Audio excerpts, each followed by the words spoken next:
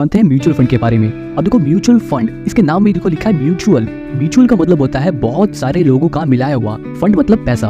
तो mutual fund क्या हुआ? बहुत सारे लोगों का पैसा। तो ये तो इसकी हिंदी हो गई, लेकिन इसका मतलब क्या हुआ? देखो म्यूचुअल फंड क्या है? एक इन्वेस्टमेंट ऑप्शन है जिसमें बहुत सारे लोग अपने पैसे एक फंड में इन्वेस्ट करते हैं। अब आप सोच रहे होंगे कि ये फंड क्या होता है। देखो यहाँ पे कंफ्यूज होने की बिल्कुल जरूरत नहीं है। फंड में क्या होता है, हमारे जो पैसे होते हैं ना, वो स्टॉक्स में यानी कि कंपनी के शेयर्स में लगे होते हैं, बॉन्ड्स में लगे होते हैं, दूसरी सिक्योरिटीज में लगे होते हैं। तो मतलब ऐसी ऐसी जगह पर हमारे पैसे इन्वेस्ट करते हैं और फिर उन पैसों को लगाने के बाद जो प्रॉफिट होता है वो प्रॉफिट इन्वेस्टर के बीच में बढ़ता है। तो अगर आपसे कोई म्यूचुअल फंड के बारे में पूछे या आप किसी को अगर म्यूचुअल फंड के बारे में बताओगे तो सिंपली बस इतना कहना है कि म्यूचुअल फंड एक ऐसा इन्वेस्टमेंट ऑप्शन है जिसमें बहुत सारे लोग अपना पैसा मिलाते हैं और उस पैसे को एक फंड मैनेजर इन्वेस्ट करता है। अब ये फंड मैनेजर कहाँ इन्वेस्ट करता है इसके बारे में हम आगे जानेंगे। आई नो अभी आपके मन में बहुत सारे डाउट्स आ रहे होंगे, तो यहाँ पर हम इसे क्लियर करने के लिए एक सिंपल सा एग्जांपल ले लेते हैं। मान लो एक चॉकलेट का डब्बा है जिसके अंदर टोटल 20 चॉकलेट है और इस चॉकलेट के डब्बे का प्राइस 1000 रुपए है। अब देखो इस चॉकलेट के साथ एक कंडीशन ये भी है कि जिसको भी ये चॉकलेट खरीदनी है उसे ये पूरा पैकेट ही खरीदना पड़ेगा। एक दो चॉकलेट नहीं मिल सकती इसके अंदर, यानी कि अगर खरीदना है तो पूरा पैकेट खरीदो वरना एक दो चॉकलेट नहीं मिल सकती। मान लो ये है राजू और राजू को ये चॉकलेट बहुत ही पसंद है, लेकिन दिक्कत ये है कि राजू के पास सिर्फ 200 रुपए ही है, जबकि चॉकलेट के डिब्बे का प्राइस 1000 रुपए है।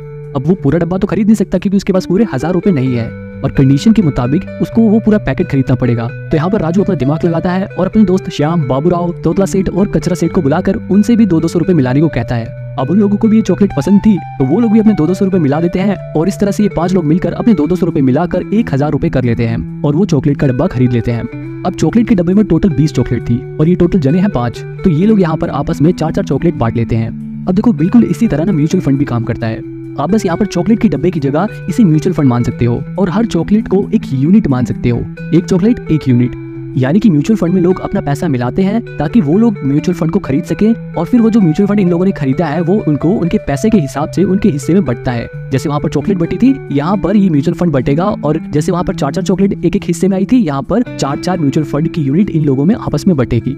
अब देखो ये तो सिर्फ एक एग्जाम्पल था। रियल लाइफ में क्या होता है कि बहुत सारे लोग, कोई थोड़ा पैसे लगाता है, कोई ज्यादा पैसा लगाता है, बहुत सारे लोग अपना पैसा मिलाते हैं और वो लोग म्यूचुअल फंड को खरीदते हैं और वो म्यूचुअल फंड उनके पैसे के हिसाब से उन लोगों के बीच में यूनिट्स के हिसाब से बढ़ता है। अब जैसे जैसे हम आगे बढ़ेंगे आपको ये चीजें और भी क्लियर होती जाएंगी।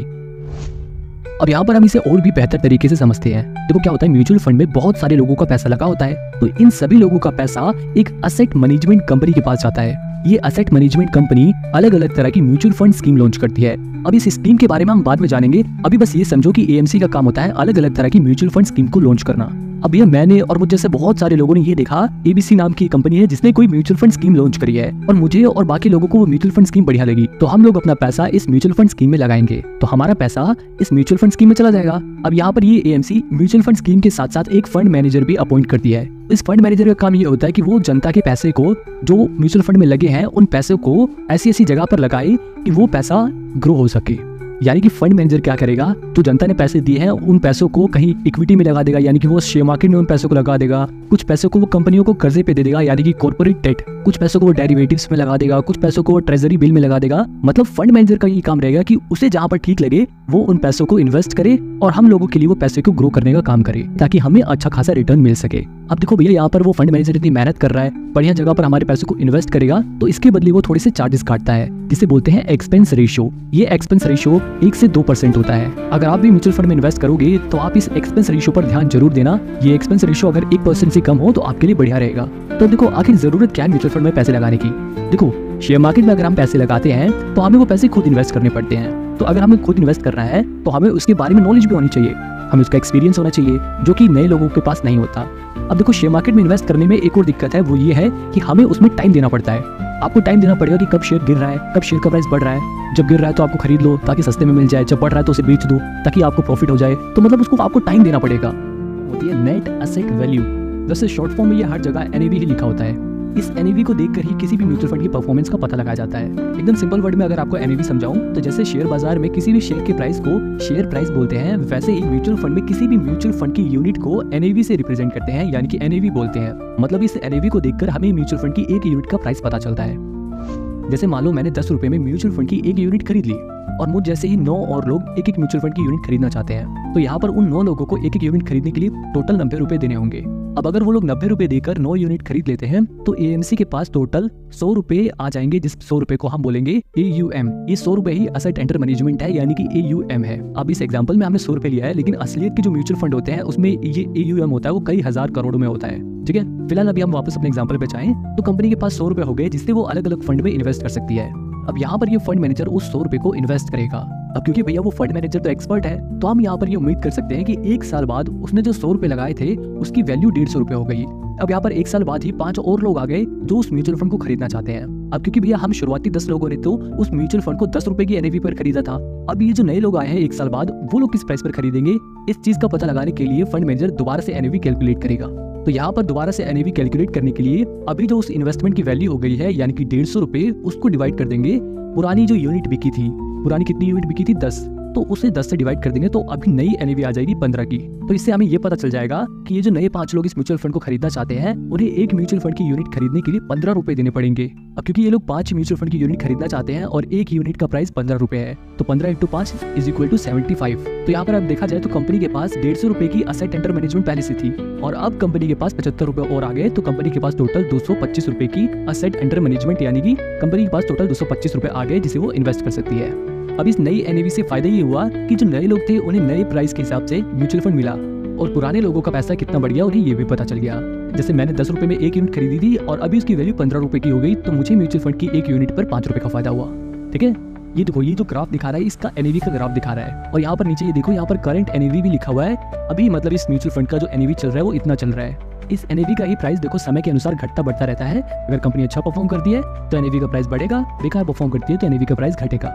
ठीक है, अब देखो ये जो AUM होता है, असेट अंडर मैनेजमेंट होता है, अगर आप म्यूचुअल फंड में देखोगे तो ये इस तरह से लिखा रहता है। हालांकि म्यूचुअल फंड में ये करोड़ों में नंबर होता है क्योंकि बहुत सारे लोग इसमें पैसा लगाते हैं, तो इन AMC कंपनियों के पास कई हजार करोड़ रुपए आ जाते हैं इन्वेस्ट करने के लिए। तो भैया ये सब तो समझ आ गया कि म्यूचुअल फंड होता क्या है, उसके सभी टर्म्स भी हमें समझ आ गई, सिफाई हो रखा है, जिसकी वजह से आपके पैसे डूबने के चांसेस कम होते हैं। अब हालांकि शेयर मार्केट में भी आप अपने पैसे डाइवर्सिफाई कर सकते हो, लेकिन इसके लिए आपको नॉलेज चाहिए, टाइम चाहिए और एक्सपीरियंस चाहिए। जबकि म्यूचुअल फंड में इन्वेस्ट करने का यही फायदा है कि वहाँ पर आपको एक एक्सपर्ट फंड मैनेजर मिल जाता है जो उस काम में एक्सपर्ट है, उसने उसी चीज की पढ़ाई कर रखी है, उसके पास उसी चीज का एक्सपीरियंस है, तो वो हमसे बेहतर उस कंपनी में पैसे लगा सकता है। तो ज्यादा चांसेस ये है कि वो हमसे बेहतर इन्वेस्टमेंट कर सकता है। तो एक तो ये फायदा हो जाता है कि वहाँ पर एक्सपर्ट रहता है। इसके अलावा एक और म्यूचुअल फंड का फायदा ये होता है कि आपको बार बार ट्रांजैक्शन नहीं करनी पड़ती। मतलब अगर आप शेयर मार्केट में इन्वेस्ट करते हो तो क्या होता है, जब किसी कंपनी का शेयर प्राइस गिरता है तो हम लोग उस शेयर को खरीद लेते हैं ताकि हमें वो शेयर सस्ते में मिल जाए, और जब उस कंपनी का शेयर प्राइस बढ़ने लगता है तो हम उसे बेच देते हैं ताकि हम उसे महंगे में बेचकर प्रॉफिट कमा सके। लेकिन अब कंपनी का शेयर प्राइस कब गिर जाए कब बढ़ जाए हमें नहीं पता, और हो सकता है कि कंपनी का शेयर प्राइस साल में कई बार गिर जाए बढ़ जाए। तो यहाँ पर अगर हम शेयर मार्केट में इन्वेस्ट करते हैं तो हमें बार बार उसे सेल करना पड़ेगा, बाय करना पड़ेगा, जबकि म्यूचुअल फंड में हमें ये नहीं करना, हमारा वो काम वो एक्सपर्ट करेगा, हमें बार बार शेयर खरीदने बेचने की कोई झंझट नहीं पालनी, वो खुद ही ये काम करेगा।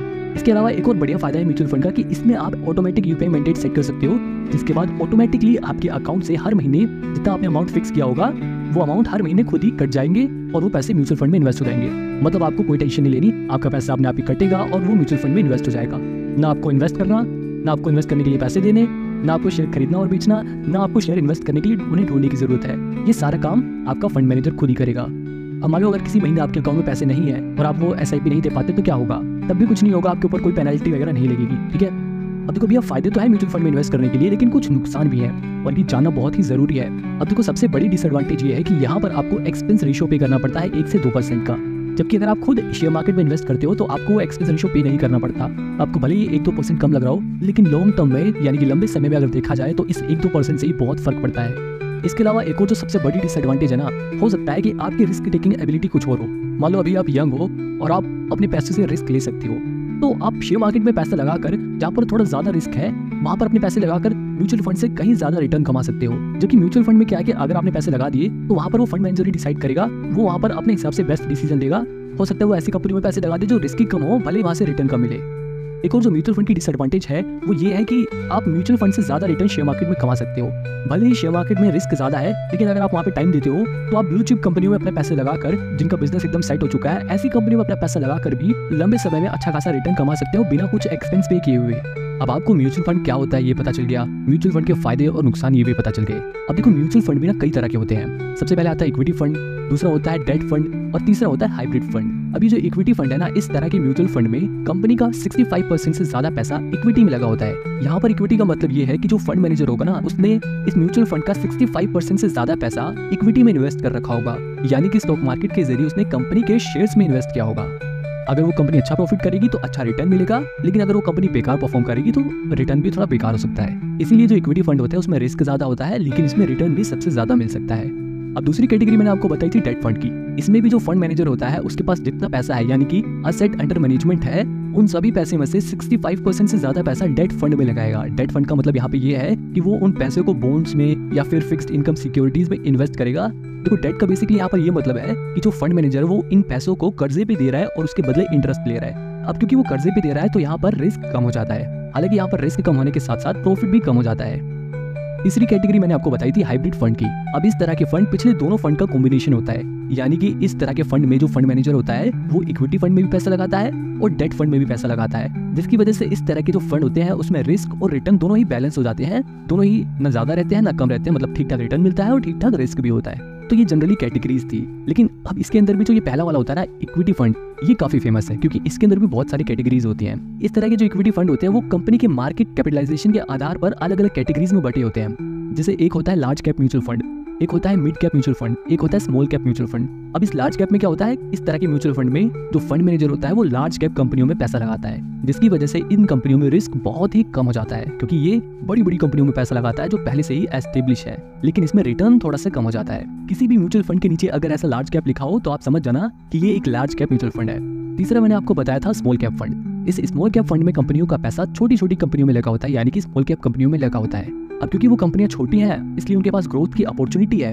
जिसकी वजह से यहाँ पर ज्यादा रिटर्न मिल सकता है, लेकिन यहाँ पर रिस्क भी ज्यादा होता है क्योंकि वो कंपनियां छोटी हैं। स्मॉल कैप फंड में भी नीचे छोटा सा स्मॉल कैप लिखा होता है, जिससे आप पहचान सकते हो कि ये स्मॉल कैप फंड है। दूसरा जो मिड कैप म्यूचुअल फंड होता है, इसके अंदर पैसा मिड कैप कंपनियों में लगा होता है, जिसकी वजह से इसमें ठीक ठाक रिस्क होता है और ठीक ठाक रिटर्न भी मिल जाता है। अब किसी भी म्यूचुअल फंड के नीचे अगर ऐसा मिड कैप लिखा हो तो समझ जाना कि ये एक मिड कैप म्यूचुअल फंड है। अब इस इक्विटी फंड में दो और फेमस कैटेगरीज होती हैं, एक होता है इंडेक्स फंड और एक होता है ELSS। इंडेक्स फंड में क्या होता है, कंपनियों का पैसा स्टॉक मार्केट के इंडेक्स में लगा होता है, बड़ा आसान है, इसके नीचे लिखा रहता है इंडेक्स फंड। इसके अलावा तीसरा था ELSS फंड। अब ये फंड भी बहुत फेमस है क्योंकि इसमें पैसा लगाने पर टैक्स में राहत मिलती है, मतलब टैक्स में छूट मिल जाती है। इस तरह के फंड को भी पहचानना बड़ा आसान है, किसी भी फंड के नीचे अगर ELSS लिखा हो तो समझ जाना कि वो एक टैक्स सेविंग म्यूचुअल फंड है। इसके अलावा कुछ थीमेटिक म्यूचुअल फंड भी होते हैं जिसके अंदर अलग अलग थीम के ऊपर पैसा लगा होता है। अब ये थीम क्या होती है, देखो स्टॉक मार्केट में क्या होता है ना, अलग अलग थीम होती है। जैसे एक थीम है रिन्यूएबल एनर्जी की, इस तरह की थीम के अंदर ऐसी कंपनियों के शेयर रहेंगे जो रिन्यूएबल एनर्जी के ऊपर काम करती है, मतलब एक थीम के अकॉर्डिंग उसका पैसा लगा हुआ है। ये थीमेटिक म्यूचुअल फंड भी काफी फेमस होता है। अब अगर आप म्यूचुअल फंड में इन्वेस्ट करोगे तो आप दो चीजें आप बार बार देखोगे, एक है SIP और लमसम। तो इसलिए यहाँ पर इन दोनों चीजों को समझना बहुत जरूरी है। देखो लमसम का मतलब होता है इकट्ठा। अगर आप इकट्ठा किसी म्यूचुअल फंड में अपना पैसा लगाना चाहते हो तो आप लमसम वाले ऑप्शन का यूज करोगे, और अगर आप हर महीने म्यूचुअल फंड में थोड़ा थोड़ा पैसा लगाना चाहते हो तो आपको SIP वाला ऑप्शन चूज करना पड़ेगा। SIP का फुल फॉर्म होता है सिस्टमैटिक इन्वेस्टमेंट प्लान, यानी कि हर महीने आपको थोड़ा थोड़ा पैसे इसमें देना होता है, ठीक है। तो सवाल ये उठता है कि भैया इन दोनों में से बढ़िया कौन सा होता है। देखो बढ़िया और बेकार का कोई बात नहीं है, यहाँ पर बात है जरूरत की। अगर आपके पास इकट्ठा पैसे हैं और आप उन्हें तुरंत लगाना चाहते हो तो आप इकट्ठे लगा सकते हो, लेकिन अगर आप जॉब करते हो और हर महीने थोड़े थोड़े पैसे ही बचा सकते हो तो आप SIP कर सकते हो। हाँ, लेकिन मैं यहाँ पर आपको एडवाइस दूंगा कि अगर आप लमसम में पैसा लगाना चाहते हो तो आप उस टाइम को प्रेफर करना जब शेयर मार्केट गिर रहा हो, क्योंकि उस समय अगर आप अपने पैसे लगाते हो तो उस समय जो म्यूचुअल फंड का NAV होता है वो भी गिर जाता है। तो अगर आप उस समय अपने पैसे लगा देते हो तो बाद में जब शेयर मार्केट बढ़ेगा तो आपकी NAV भी बढ़ेगी और आपको फायदा होगा, जैसा कि मैंने आपको ऊपर NAV के बारे में समझाया था। देखो यहाँ पर यह समझना जरूरी है कि किन्हीं म्यूचुअल फंड में इन्वेस्ट करना चाहिए और किन्हीं नहीं। वैसे तो म्यूचुअल फंड सभी के लिए हर कोई इन्वेस्ट कर सकता है, लेकिन म्यूचुअल फंड में उन लोगों को इन्वेस्ट करना चाहिए जो लोग जॉब वगैरह करते हैं, या फिर ऐसे लोग भी जो अपना बिजनेस करते हैं वो लोग भी म्यूचुअल फंड में इन्वेस्ट कर सकते हैं। लेकिन मेन बात यह है म्यूचुअल फंड उन लोगों के लिए बेस्ट है जिनके पास इतना टाइम नहीं कि वो शेयर मार्केट को टाइम दे सके, शेयर मार्केट के बारे में सीख सके, जिनके पास शेयर मार्केट की नॉलेज नहीं है, जिनको शेयर मार्केट की झंझट से दूर रहना है और अपना पैसा भी बढ़ाना है, उन लोगों के लिए म्यूचुअल फंड बढ़िया है, क्योंकि यहाँ पर ये सारा काम हमारा फंड मैनेजर करता है। जबकि अगर आप यंग हो, आप अभी आपके पास टाइम है, आप शेयर मार्केट के बारे में सीख सकते हो, तो फिर आप लोगों के लिए शेयर मार्केट से बेस्ट कुछ नहीं है, क्योंकि आप शेयर मार्केट में म्यूचुअल फंड से कहीं ज्यादा रिटर्न कमा सकते हो। हालांकि ये बात भी सच है कि शेयर मार्केट रिस्की भी है, और अगर आप उन लोगों में से हो जिन्हें रिस्क नहीं लेना तो आप म्यूचुअल फंड में इन्वेस्ट कर सकते हो, क्योंकि म्यूचुअल फंड में कंपैरेटिवली कम रिस्क होता है शेयर मार्केट के मुकाबले में। तो अब आपको ये भी पता चलेगा कि म्यूचुअल फंड में किन्हें इन्वेस्ट करना चाहिए और किसे इन्वेस्ट नहीं करना चाहिए।